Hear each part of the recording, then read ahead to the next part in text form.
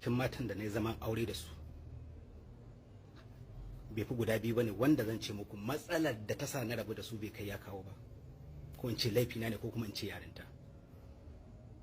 Amma duk wadda zan fito in faɗi dalilin rabuwana da ita, billahi allazi la ilaha illa huwa, sai kun ce mun kai wannan mutum wani irin hakuri ne da kawuci da kake da shi.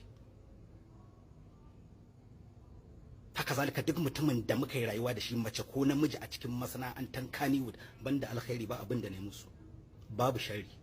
Ban taba da ko mutum daya a wajen Kannywood ko mawaki ko jarumi dan in gina shi yayi suna in more shi ba.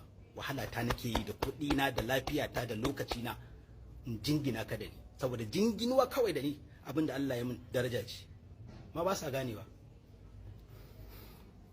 Lokacin da mutum ya zo yana yunwarsa, na bashi abinci ya koshi, na tallata shi a duniya, ya zama hamshaki, kawai shikenan sai ya ga to ai yanzu yayi girman da ba zai tsaya yana wani bin Adamu Zango ko yana ci gaba da lika sunansa da Adamu Zango. In fact ma sai ya dawo da ganin cewa ni sa'an Adamu Zango ne.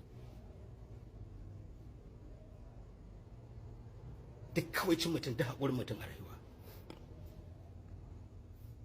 sai kun sa shi ya koma wani ɗabi'ar da ba tashi ba, kawai saboda ina yin fim. Me laifina?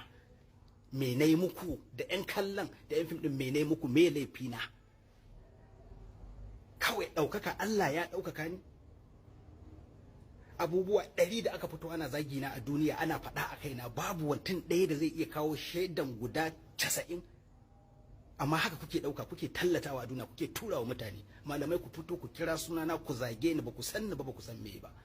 Masana'antar Kannywood masana'anta ce gangariya mai kyau, masana'antar da ake tara kuɗi, amma banda masana'antar fim ɗin Arewa.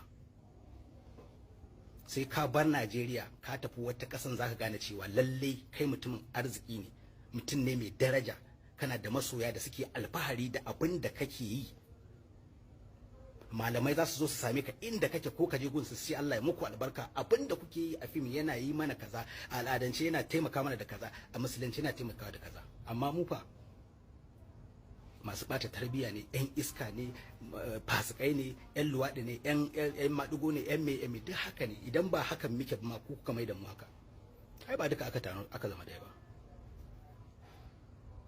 Duk irin waɗannan abubuwan, shin kuna ɗaukan shi ku gane cewa yan adam ne, yan cikin Kannywood za su iya kuskure, za su iya yin laifi, za su iya yin zunubi kamar yadda kowa yake a waje?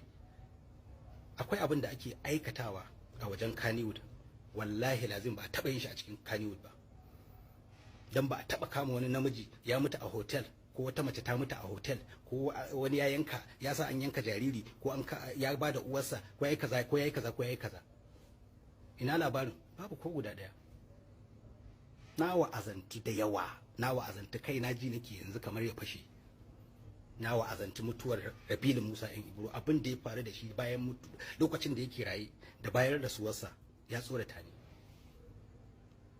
Bono, abin da ya faru a lokacin rayuwarsa bayan ya mutu ya tsorata ni. Banda waɗanda suke da rai na goma nan, kowa ya sani Kannywood da bata yafiya a rayuwarta.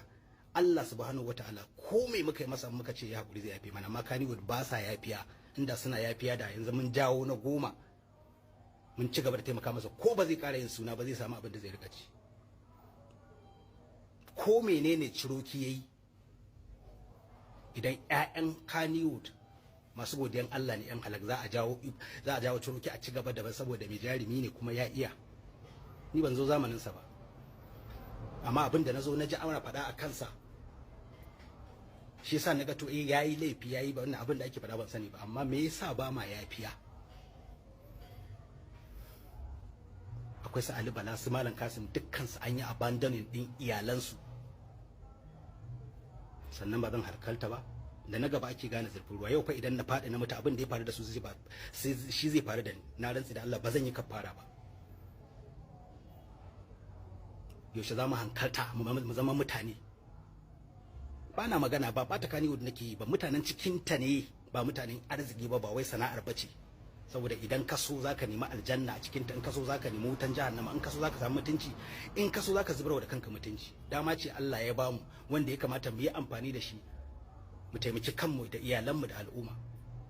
amma ni din da nake kokarin fitowa in rika faɗan abubuwan cewa a gyara, ni ne dan iska, ni ake zagi, ni ake cin mutunci ba tare da na yi muku komai ba banda alkhairi, sai dai a zo a yi using ɗinka, a yi dumping ɗinka saboda kana da haƙuri.